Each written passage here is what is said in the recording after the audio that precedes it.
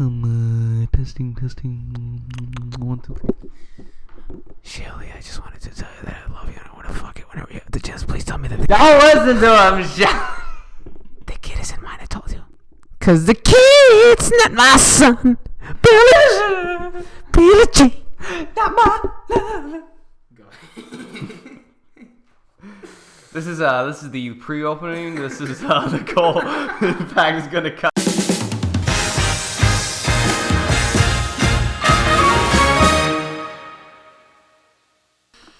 So yeah, and then my dad just shot her. Welcome to the world premiere. I'm Jacob Scott. And I'm Laren Maholden. Now, this is the first episode of our podcast called The World Premiere. And in here we talk about movies, entertainment in general. And we basically try to amuse you for at least a good 13 minutes or more.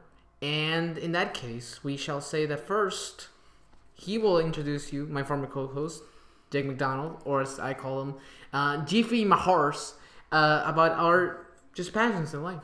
You're a swell guy, man.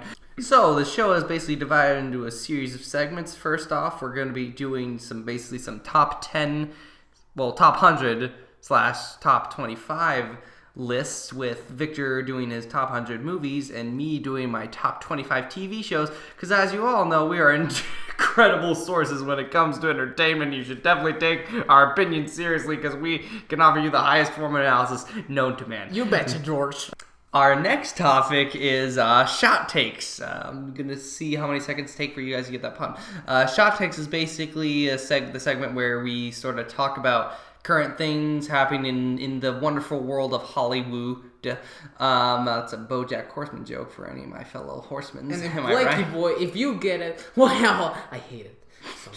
A lot of shade for Mr. South today. We apologize for that. The FCC will be knocking on our door shortly, yes, along with a lawsuit. But that's basically, we just take some news from movies and just forms of media and talk about recent things we've seen and yada yada yada. Basically, we just did this so we could have cool segment title names. Speaking of which, we also have What's in the Box Office, where basically we just sort of talk about, I guess, recent films that have come out.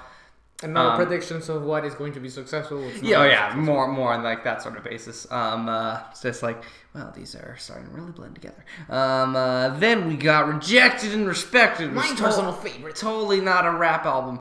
So yes, now we shall engage in the tops of both the 100 and the 25. And if you don't mind, I would like to start off with my two first installments of the top 100 that I have compiled, because I have no life whatsoever. So you can literally list any number and it'll say the movie. Like, watch this, 79. Okay, My Neighbor Totoro. God damn. You always put me in the pressure there. But I'm sure if you name a number, I will be able to name the movie then. 42. 42. Hot Fuzz. Welcome to the world premiere, everybody. where we have no life. Instead of, I don't know, getting a girlfriend. Oh yeah. Or parties or whatever high schoolers should be doing. Yeah.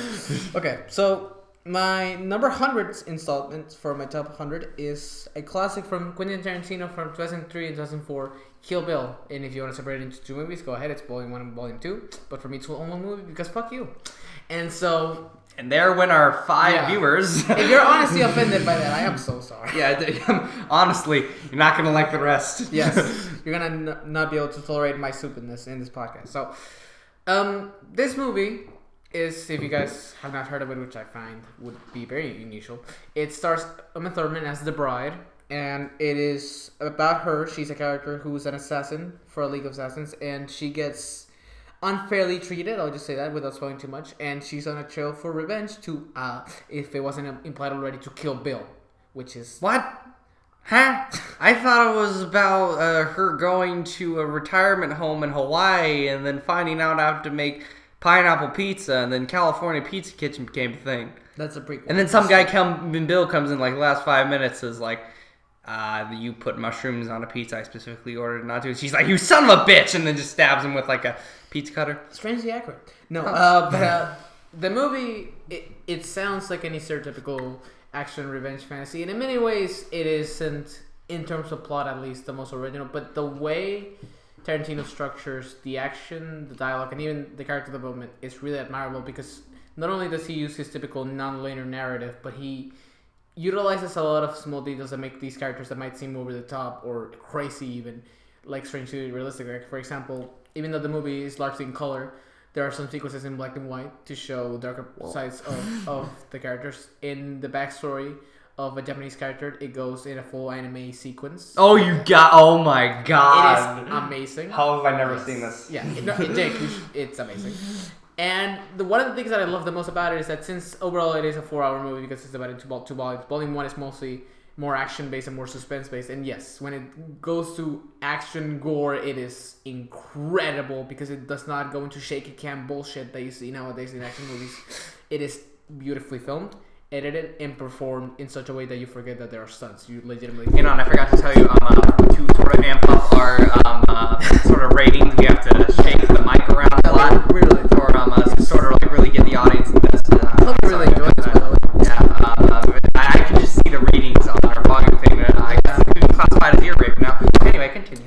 Yes, and that was my social commentary for the day. Yeah, and of course, being a Tarantino movie, the dialogue is absolutely stellar, and no line feels out of place, no character feels like unnecessary at all. Puppies really are like communists, don't they? Yes, of course they are.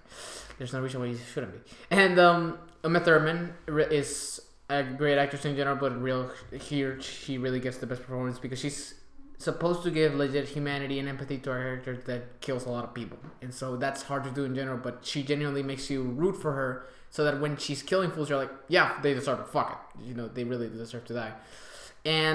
But really, the reason why I consider it one of my favorite movies is because it could have been just an action movie, like it mostly is in Volume 1. But in Volume 2, is shockingly very conversation based and it still has a lot of action scenes and it's really badass and all that stuff. But it is shockingly more about discussing the consequences of violence and the consequences of not trusting your loved ones. And it is so mature and so somewhat restrained compared to the first volume that it shows that Quentin Tarantino is not just about blood and gore, but he's genuinely about giving you interesting characters, engaging storylines that make you care about them. And the last 30 minutes of Kill Bill are some of the most engaging character pieces you'll ever have because it's just filled with such amazing dialogue and acting.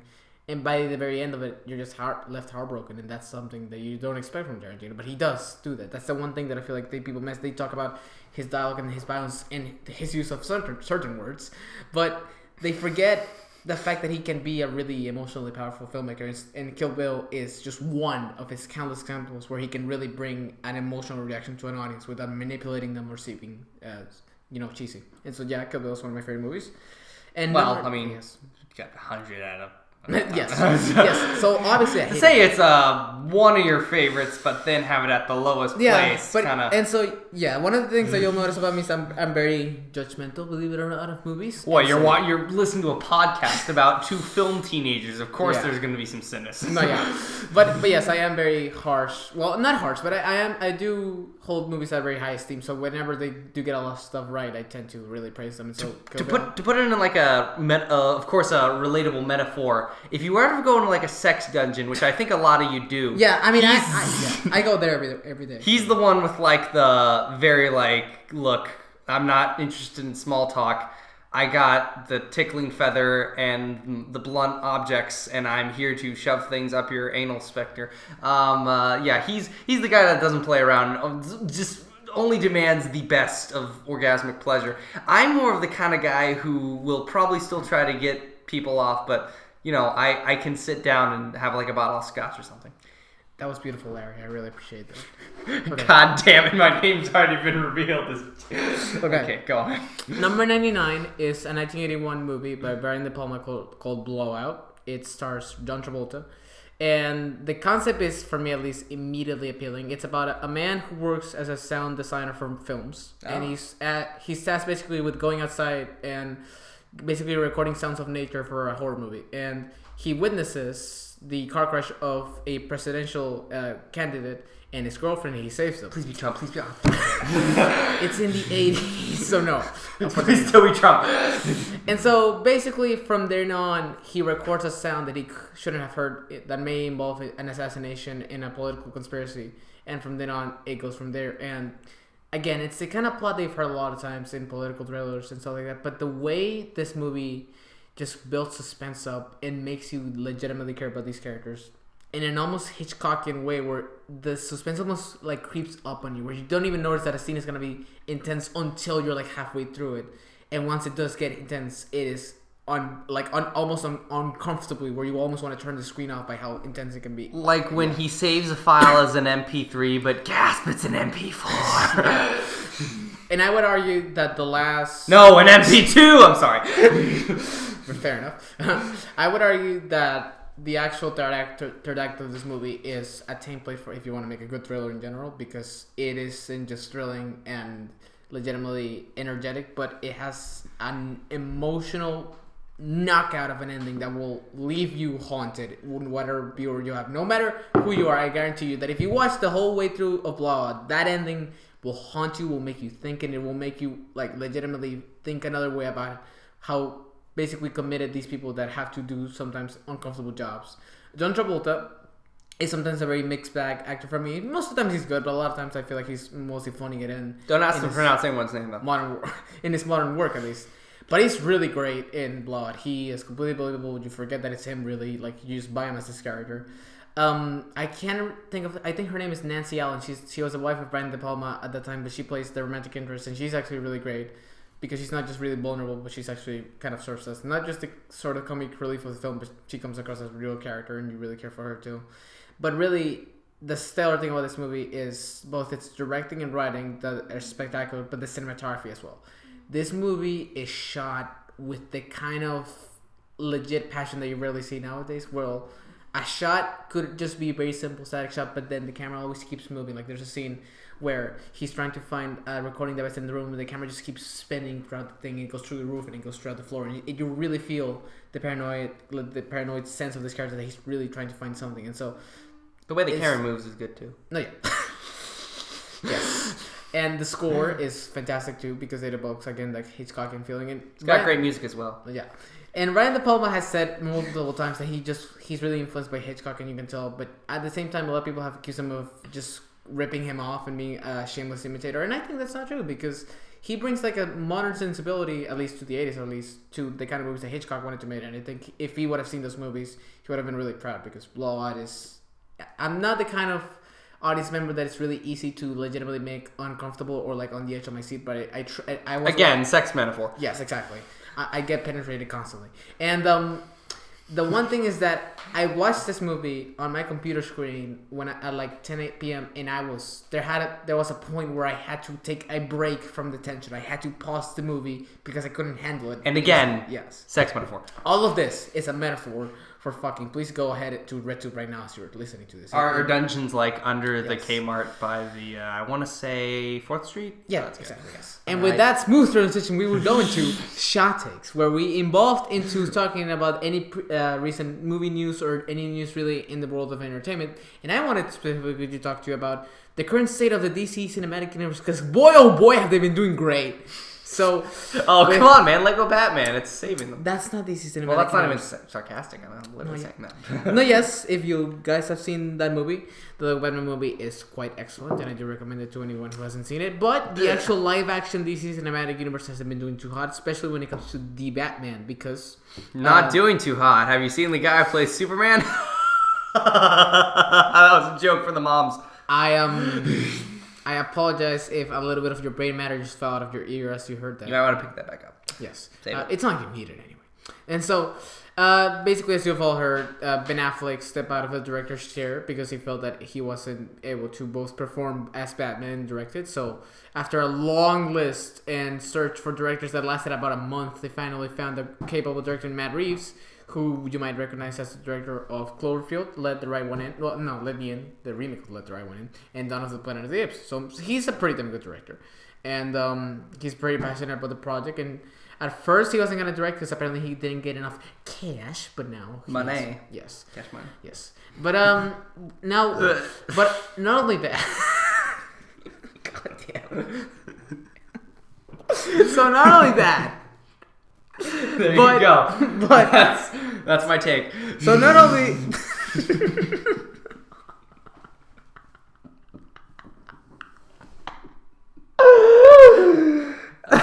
mean, it wasn't that funny. Yes, it was. You burped, and that was your opinion of the whole thing. How was that not funny? I don't know. Okay, so not only has the Batman film has been in development hell, really, because they're turning back on the script even.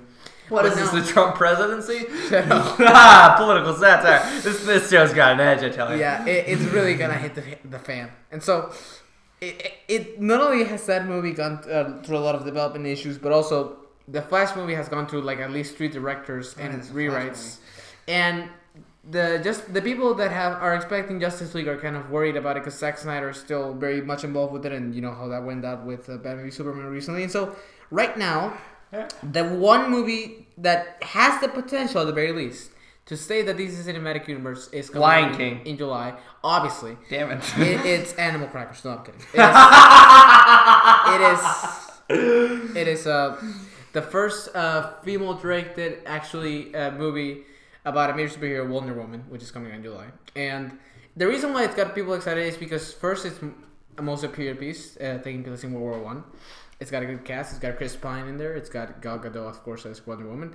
And the director of the movie, the female director, directed a movie called Monster 2003 that's actually quite good. So it's got all the right elements in place. And the writer of it is Jeff Johns, who has written quite a lot. He's a really famous comics writer that has written a lot of previous stuff with Wonder Woman and Justice League in general. So there's a lot of hope that this film adaptation of this female superhero might actually save the cinematic universe. But what's your opinion on it? Why do you think that DC is having a harder time at dealing with superheroes compared to Marvel?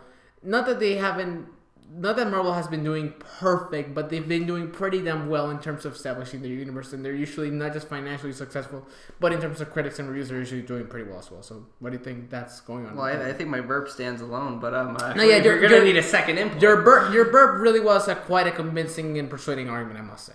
I know.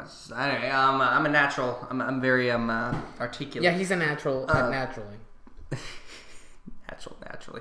Hollywood's gonna pick that up, aren't they? Yeah, it's like that kid who. I'm not talking about the Koreans anymore. It's like that kid in your chemistry class who sits in the corner and has a knife and says he's gonna cut himself and writes dark Harry Potter fan fiction. And they're just trying to be edgy, man. It's like, but that's literally all they gotta be gritty, and it's like early 2000s sort of thing, like where literally if your superhero isn't dark and brooding and always contemplates whether or not their ass looks great in the moonlight, which it does, by the way. Yeah, Ben Affleck's killer. But his English countryside, man. But I was really thinking of Tom Hiddleston at that point, but I'm. Yeah. You do know that he's from Boston, right? Oh, same thing. Boston, England, they all just kind of blend together. Did you know that Washington is from Russia? So it all comes down to the argument. Oh my god! It's just again like they don't. This is my same argument. Well, kind of the same argument. Same argument with the show Stranger Things. It can't have fun. Well, Stranger Things has fun with itself, but like it feels the need to take itself seriously because it's afraid that if it doesn't portray itself as being taken seriously, then it won't be taken seriously. But I'd like to point to Exhibit A, BoJack Horseman, a show that time and time again will have very humorous situations, but then it will dive into serious and dramatic issues, but it's not presented in a limelight, so it's like, look, we're being serious now, so we'll be respected. They know what they're doing can be ridiculous, but they also can dive into those issues. And I feel like that's what Marvel understands. Marvel knows how to create those characters that are... And honestly, it makes sense that Disney owns them. They know how to create those characters that can stick with you and that like are very memorable to you, and you can identify with people. They're vulnerable, but they have their strengths and their own quirks, and not like Shyamalan quirks, but like they natural quirks. Very natural. They feel real. As real as you could make superheroes, because at the end of the day, it is hard to connect with someone who wears like basically a glorified iPhone. But so yeah, Which is me, by the way. Yeah, they just tell stories better. They know how to sort of have a nice blend of both drama and comedy, and sort of I guess better action sequences too. I don't know. I mean, like, at the end of the day, it's always going to be up to, like, personal preference. But I feel like that's why people keep bringing up the argument, is because DC, again, Marvel's that kid who he was, like, working on a screenplay. So he may be kind of obnoxious, but you really feel for him, and he's, like, really trying to put his best. And then, again, refer to the My Immortal guy. So, yeah. That's why. It's the DC just feels this need to be that sort of edgy person thing. I don't know. It's like, again, yeah. No, yeah, and I agree, but I also think that one of the things that people have said continuously, and I completely agree, is that at least Marvel and Kevin Feige specifically knew that they had to take their time and set up everything properly. They knew that they just couldn't go all balls out immediately and come up with a movie where they all appear. So they knew that they had to make a movie about each individual character, or at least each individual comic specifically first. And so go from there. And then once you've had them all set up and all have them come out, then have the Avengers.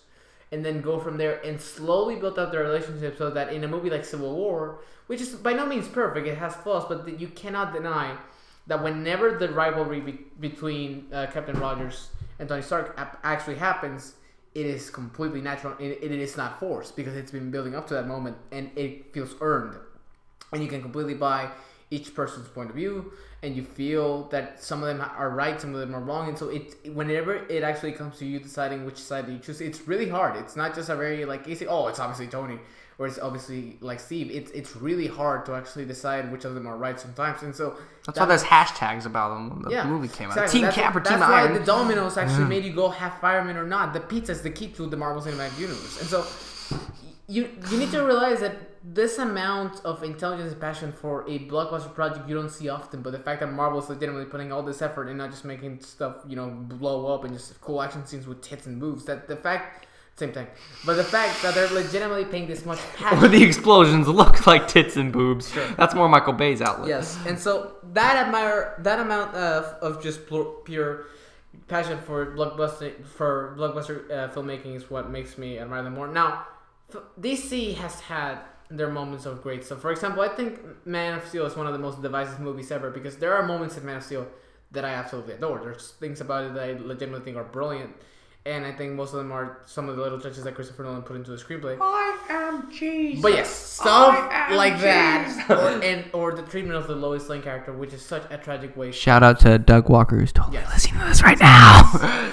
Or like the tragic use of Amy Adams, one of the finest actresses we have working today. The fact that she has nothing to do in either of the movies that she's in. Or just the obnoxious action filmmaking, or the fact that it's way too long, or the obvious crisis of metaphors. All of that stuff makes Man of Steel not as near as a great movie as it could have been. Like, for me, that one scene with him and Kevin Costner where he says, maybe I should have let those kids go. That, for me, that scene is brilliant, because it shows accurately that some parents would not know specifically how to treat superheroes. They wouldn't know how to actually deal with morality in that way. Or, for example, that one moment where Superman just goes with Russell Crowe as Jor-El, and he's exploring his spaceship. You can really feel a sense of wonder there. And so there's really great scenes where you can really see Zack Snyder really caring about the source material and really trying to do something great. But for me, it just never quite comes out the way that I would like it to be, at least. And Batman vs. Superman, very few things great about it. Ben Affleck is a really good actor, and he does really good as Batman. But the actual interpretation of Batman, which is, as this my former co-host knows, my favorite comic book character of all time, possibly basically one of my favorite characters of all time, really. And the fact that I understand that he's supposed to be a grumpy, more tired Batman that just doesn't care about morality more than thus he's able to kill people, but the fact that he does it so mercilessly, that he does it so easily, that it doesn't even affect them a little bit, that he can just fucking break a guy's neck and just move on, that really made me angry. But again, it's that kid who writes that fan fiction that's like, well, my muscly vampire guy came up and shot a bunch of orphans in the head. Like, that's literally what they're trying to do. Because it's like, well, if we present this guy, if he's supposed to be dark and brooding, well, apparently, showing no mercy or emotions equals dark and brooding. That's like the mindset there. And then people will use the Christopher Nolan saying, well, it's not like Batman didn't kill anyone in the Christopher Nolan series. And yes, you're right. There's a lot of people that died because of Batman in that series, but every time it was because it was the only way to solve a problem. There's millions of ways in Batman and Superman which he could have just let them go, but he just kills them mercilessly. Same number to die in the West, too. Yeah, in Christopher Nolan's trilogy, he only kills people whenever it's absolutely required. Whenever he pushes Harvey Dent, whenever he lets, Ra's al Ghul die, whenever he has to just sacrifice, like, a whole group of people, he has to do it because it's the right thing to do. And you feel sorry for him even more whenever that happens. So you may say, Christopher Nolan does poor action filmmaking or whatever, or there's that one extra in The Dark Knight Rises that falls without even being punched. Fine, you can go ahead. You can say, how did Bruce get back into Gotham? I don't care. I was going to say that. I don't care. I know those movies have a lot of flaws. Let's just say there was a 5-second Portal crossover that happened, got Portal gun, but they had to cut it for time. And here's the thing. When I say I don't care, I don't mean that those are not flaws. They are flaws, and they prevent them from being as great as they are. But for me, the great parts about Batman and the real great things about the character, not just the action scenes, not just the world, the really great things in terms of storytelling and character are in those 3 movies. Batman Begins, The Dark Knight specifically, and The Dark Knight Rises even has some amazing moments that I think even Marvel doesn't come to the heights of how brilliant some scenes in that is.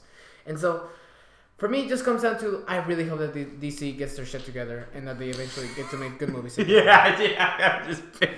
I'm just picturing like this college dropout in like this dusty hotel room, and you're like his best friend.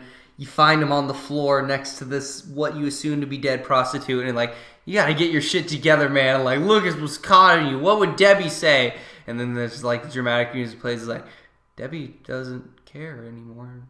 I'm just alone baiting $5 prostitutes, and I just don't know what to do with my life. And you slap him, and you're like, get out there and go start making taxes. Okay, I'm sorry. This is a whole different podcast. This is the personal sexual fantasy. So my former co-host here, so I'm sorry. Hey, I told you she was knocked out. She wasn't dead. That wasn't the police we heard. And she was more than that was the ice cream man. And she was more than a teen.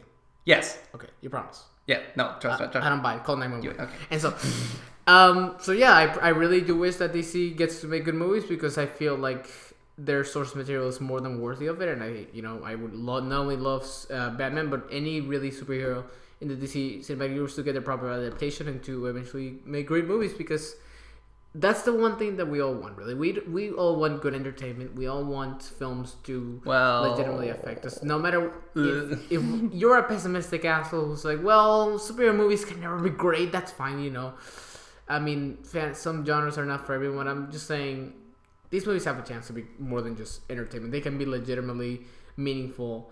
And the fact that they are not doing so well right now doesn't mean that they can be better in the future. I'm just hoping that movies like Wonder Woman or even Justice League, because here's the thing. Zack Snyder might not be doing too well right now, but I really don't think he's on the level of like Michael Bay, as people might have called him. His remake of Dawn of the Dead is actually quite good. 300 is at least a visually stunning movie, even if 301, not a fan of, but Yeah, I mean, wow. And actually, you considered that for a second. His adaptation of Watchmen, I think, is quite underrated. Strong together, united forever. Yes. They're the best friends. I'm going to kill my former co-host in a few seconds, but I will say. Do you even know what I'm referencing? No, I don't. Okay. I could care less. But I really do think that's our tagline. I could care less. Yes, but I really do think that his adaptation of Watchmen is actually quite underrated because it pays a lot of respect to the original graphic novel by Alan Moore, but it also makes a few changes that I think are quite brilliant. So I hope that Zack Snyder really gets to make, gives the Justice League. You see what I did there? And also stops banning $5 prostitutes in a Dusty Motel. That would be preferable. Yeah. And so now we're going to transition very smoothly into What's in the Box Office. All right. So now the films that are coming out recently these few weeks, and the ones that are about to come out these few weeks are first we got Logan, the latest installment of the X-Men franchise with Hugh Jackman reprising as his last outing as Wolverine. We have Kong Skull Island, which is set in the same monster universe as Godzilla from 2014, a really good underrated movie. Fuck all of you who said that Godzilla's not in it enough. Yes, he is. We got the Beauty and the Beast fan film. I mean, Beauty and the Beast. Yes. Disney's totally new live action remake. You haven't seen any of it. Oh wait, and and you also have coming out Ghost in the Shell in a few weeks, the remake of the 1996 Anima. Yes, Anima. Yes, and the manga too. But starring Scarlett Johansson, and so Out of these films, which one do you think has the greatest chance of being financially successful and the one that has the highest chance of being a so-called flop? Well, you're asking the mic. You're really giving quite a look there.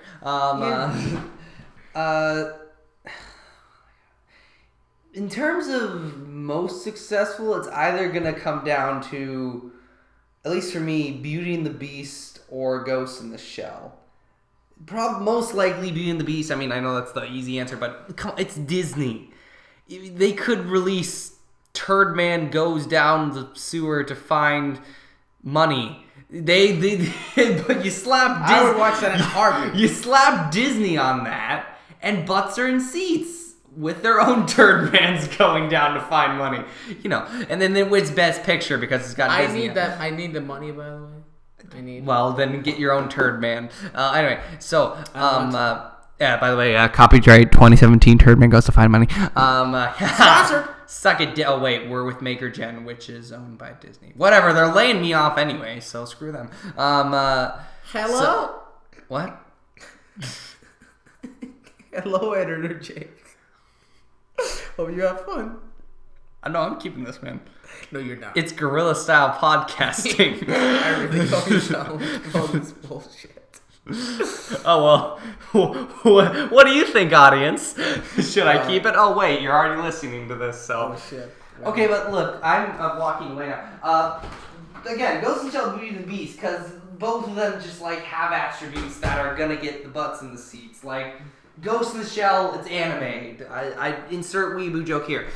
Just, I don't really know if it has that much of a following, but... No, it really does. Okay. Out of at least the films that are in the anime genre that have requested a live-action remake, that and Akira and a lot of Studio Ghibli works are the ones that get the most attention. But yes, Ghost in the Shell is one of the first...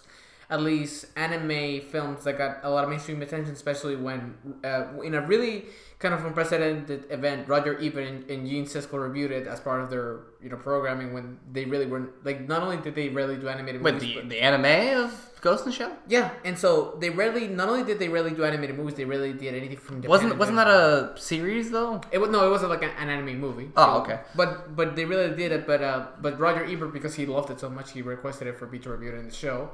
And thanks to that, it got a lot of mainstream attention, and so now it's gotten a cult fan base of sorts, and so... Oh, okay. Yeah. Okay, well, yeah, but... So, if it does have a big enough fan... ultimately, I think Disney's gonna beat it out, because, again, Disney, it's... It always wins, really. You just say that to a producer, and they're automatically on board. It's just... And I'm not saying that's a bad thing, I'm just saying that's just the main core of it. Again, I just made a joke about it a couple minutes ago. The Oscars, both things that won for the animated categories were literally Disney stuff. I mean, so sure, Piper was Pixar, but it was still they're both associated with Disney. Yeah. And Cartoon Brew, they did an article about this. The Academy can't really put any effort into the judging of the animated movies. And while you are talking about the site that I believe one reviewer did a negative review of My Little Pony Friendship is Magic, and when people asked the person who wrote the article what they truly hated about it, they said they just watched one of the trailers for the show, a 30-second trailer, and hadn't seen a single episode, and yet they panned the entire thing. So, do I really trust their judgment on things? No. But I do definitely see there is a pattern according with the Academy where it says Disney, obviously that's the one we give it to there. They don't really fully consider, because look, there's a reason Disney's number one, especially in the animated world. They make good stuff, but I think I speak for a lot of people when I don't really think Big Hero 6 was the Oscar worthy. Yeah, as much as people like to praise it, for me it is purely based on visual aspects of the film. And because again, it has Disney on it, so ergo, okay, this must be the winner. Here's the thing: the only aspect of the movie that I would consider slightly memorable is the visuals, because for me, for the life of me, I cannot remember like very little of what the actual characters were like, or what the plot really was about, or the tell me one thing about the villain. Tell me one thing that you found slightly memorable about his plan or his motivation or anything. Well, he wanted to get his daughter out of Stargate. Oh wow, that's interesting, right? Because you haven't seen that before. It's a rescue mission. His name was Dr. Callahan. He made robots. Yeah, of course. And I think you're missing when the Shredder comes in. To tell you the truth, that'd be actually kind of awesome. Sort of. But again, going back to my original point, Disney just equals money, and again, that's the obvious answer. It shouldn't have taken this long to really sort of explain that, but again, that's just it. So yes, that's gonna be the one that's gonna make the most money, and I'm pretty sure it already is. Wait, has it come out yet, or what? Beauty and the Beast? Beauty and the Beast. It hasn't come out yet. It hasn't. Okay. Well, it will. In terms of which one's gonna do the least, well, maybe what else was there? Look, well, actually, all of them. Okay. All of them have some sort of like fan base, but I would argue Kong Skull Island probably because yeah, that's what I was gonna say. I mean, because, like it's a monster movie, but I don't think. Yeah, and here's the thing: people usually like King Kong. They usually go to those movies. Like I remember the Peter Jackson version actually making quite a bit of money. It made $500 million. So it was. They are successful. It's just, it's the one where the franchise is the most old-fashioned, so therefore the audience is less, modern in that way. And so I think that probably is going to be the people that are gonna see the least, because even though Logan is rated R and people say that gets in the way, Deadpool last year proved that a rated R movie could make just as much movie as a PG-13 movie with a large enough fan base. And Logan already, within a week of having come out, already made $400 million. So it's doing pretty damn well right away. And so, for me, Kong Skull Island, even though the 2014 Godzilla is still fresh on people's minds, a lot of people don't even know that it's even in the same universe. So you're kind of assuming it's a Kong movie with a big monkey killing monsters and peoples, and Brie Larson with a camera looking hot, with Tom Hiddleston looking, and John C. Reilly with a beard going, "You should have come here!" And then the trailer comes in, and then you jerk off. There you go. Okay. So for me, that would be my prediction for the movie that's going to do the least. However, I do think that it's going to same here. Yeah, but I do think it's a very strong month, at least in terms of movies that are coming out. And so our next segment that we will move on is my personal favorite, which is the rejected and respected. Well, we will respectively get it. We'll talk about the worst piece of entertainment that we've watched lately and the best piece of entertainment that we've watched lately. I'll go first if it's okay with you. No. Well then, the only reason I say that is because I've always found it funny. It's like when people ask, like as a modern convention, like, "Oh, is that okay with you?" Or is it fine if I do this? Or can I do this? Usually, the expected answer is yes. To be polite. But as you can see, my former co-host is a former asshole, so of course. Oh man. Yeah. Someone get you on Comedy Central. Well, you could definitely do a roast or something. If you had treated me well at bed, then we would have this conversation. Oh man. Well okay. TMZ is working on the paper right now. Okay, hi mom. And so the worst piece of entertainment that I've watched lately, it's not even I would consider a bad movie necessarily, but it is a very disappointing one because it is one of those cases where the movie was really hyped up for me and people said that it was going to be really worth it. And it was not in any way bad or poorly made per se, but it really was something that I was legitimately looking forward to and definitely did not plan out to be as good as anything that I expected. So basically I was trying to look into new directors that I had not seen previously, and a lot of people were talking about how this one specific movie of this franchise that I haven't even checked out yet, it's called The Chronicles of Riddick with Vin Diesel. And yeah, not people have heard of it, and it's basically like a sci-fi action franchise. And so the first two movies, people say that they're not that good; they're kind of shit, really. But they said that the third movie is sort of like an homage to Alien and Predator and those 80s and 70s legitimately suspenseful science fiction movies, and that it actually was kind of decent, and that it has some good action, good directing. And I gotta say, it is not by any means an awful movie, but it is genuinely one of the most boring, generic movie where like a line by a character is like, "We'll take him down." when the clock starts right, or just something really cliche like that. And shit, my Rolex is broken. Yeah, that would have been a better line. But like, the characters are fucking paper thin. Like, you don't care about any of them. I mean, like a gust of wind blows by and like, ah! The cinematography is alright. It's nothing bad really, but it's nothing stunning. Or the film, you can tell, it has no passion or style behind it. There's no point where you can really tell the director going, okay, this might be a cool shot or a cool way of doing it. It's just very generic. Oh, just film the shots. So popcorn flick.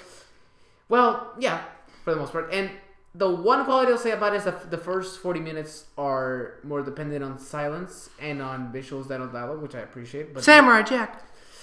Well, don't you even dare to compare that, because the new episode just came out and I kind of came a little. So. Oh, did you see it?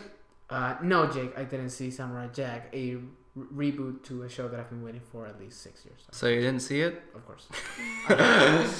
Genndy Tartakovsky's a nerd and a hack. And so... so yeah, I would recommend it to something if you're like on a rainy night and you really have nothing to watch, because it's a disposable kind of thing where you'll pass the time and you won't hate yourself watching it or anything. It's really not that bad. It has some okay acting in it. There's no one who's atrocious or anything, and it's mostly just a forgettable, disposable kind of movie that has occasional entertainment value on it, but it really is just forgettable. So, like, watch it once, then take the DVD and recycle but it. I don't really recommend watching, because it's not going to be memorable in any way. It's not innovative in any specific way. But if you're really just, like, desperate for something... You got your $5 weed out, you got the munchies, yeah, you really exactly. have no effort to really pay attention to anything really great, just do it, I guess. That's my advice. What's the worst thing you've seen lately, boy? So, there are a lot of things that I don't care about. No, that I don't really expect to go together, like Doritos and taco shells, or that sounds delicious. Or pubescent teenagers and film podcast, but. No, that's one of the things I did not expect to see is the creator of Care Bears with the studio behind it. That's convenient. Robot Chicken. Yeah. Now, is it really that bad as it seems? Well, okay. Here's the thing. So the series is called Buddy Thunderstruck, and it's a Netflix original, which let me probably say. A Netflix original series. Hey, that's my gag. But I saw his glasses. His are shitty. Wait, if it's shitty, then why'd you steal it? I make them better. Why? Okay. Well, I guess for this, like, a Netflix original series, because it wasn't like a serious one. Anyway, shut up. So, you weren't even going to say anything. Well, it is a podcast. Your eyes told me.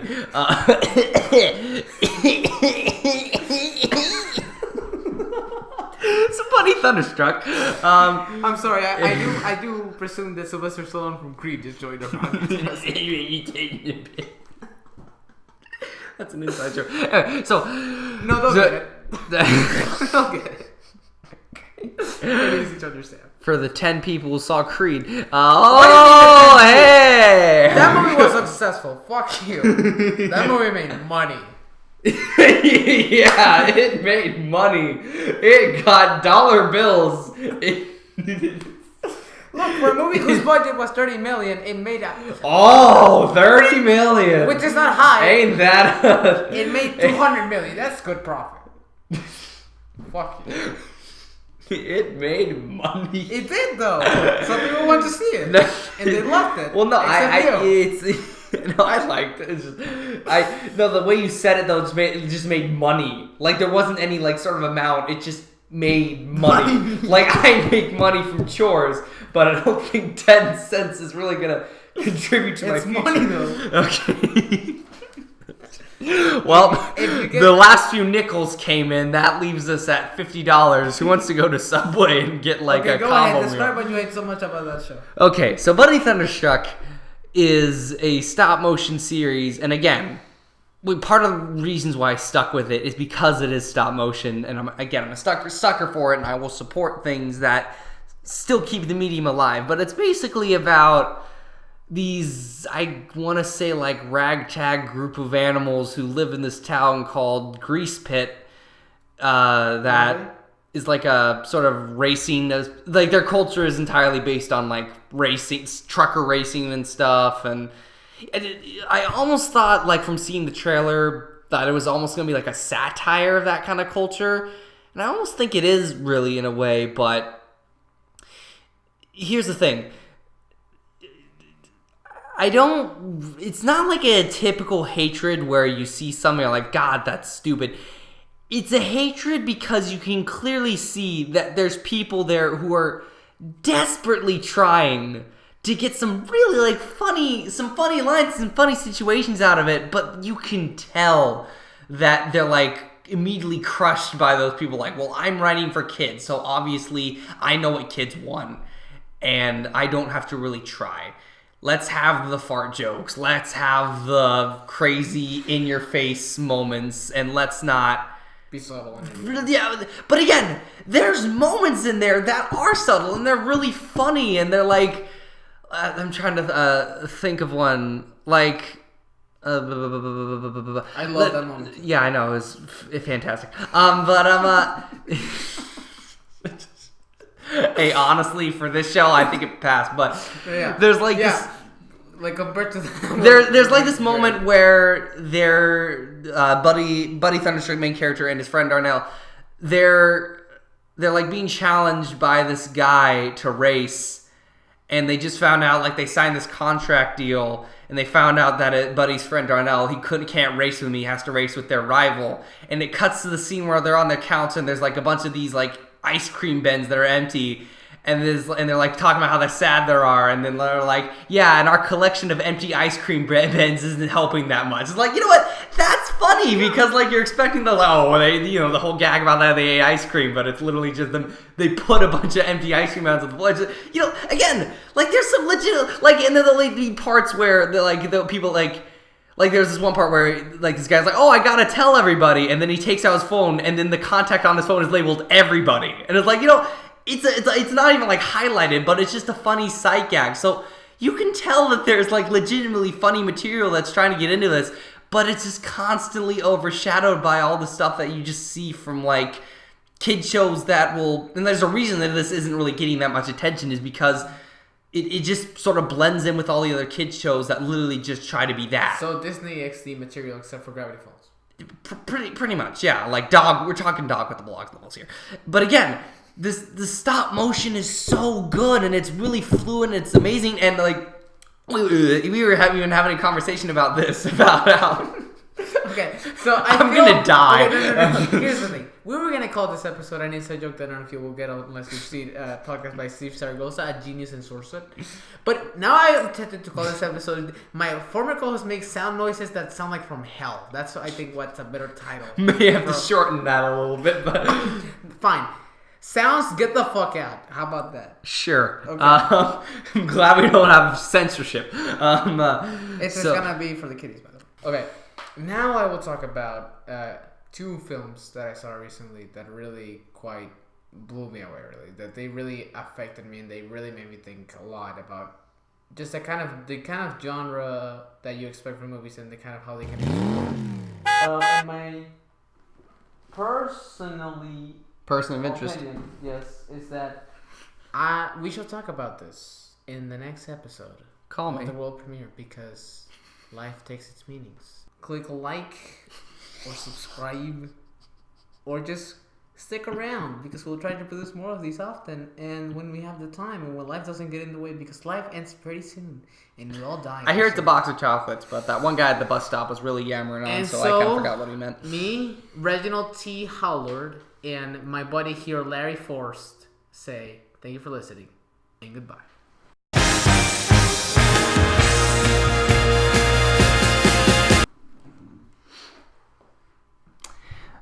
By the way, I just want to say that